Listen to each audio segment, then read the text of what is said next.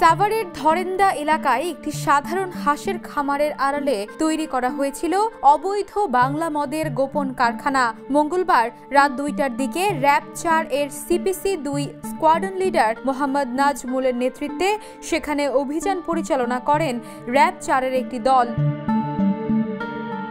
অভিযান চালিয়ে সেই হাঁসের খামার থেকে জব্দ করা হয় 500 লিটার বাংলা মদ জব্দের পাশাপাশি এক যুবককে আটক করা হয়। এ সময় জব্দকৃত বাংলা মদের বেশিরভাগই ঘটনাস্থলে ধ্বংস করে দেওয়া হয়।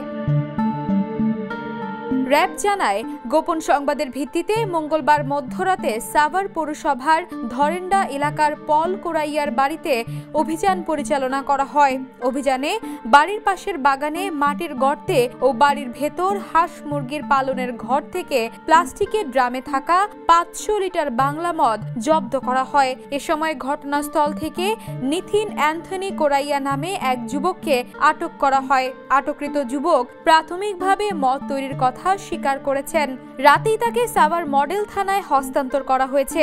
তার বিরুদ্ধে মাদক আইনে মামলা দিয়ে বুধবার তাকে আদালতে প্রেরণ করা হবে। মাদকের বিরুদ্ধে আগামীতেও এ ধরনের অভিযান অব্যাহত থাকবে বলে জানায় RAB. Desk report, the news. দেশে দেশে সবার সাথে, দ্য নিউজ।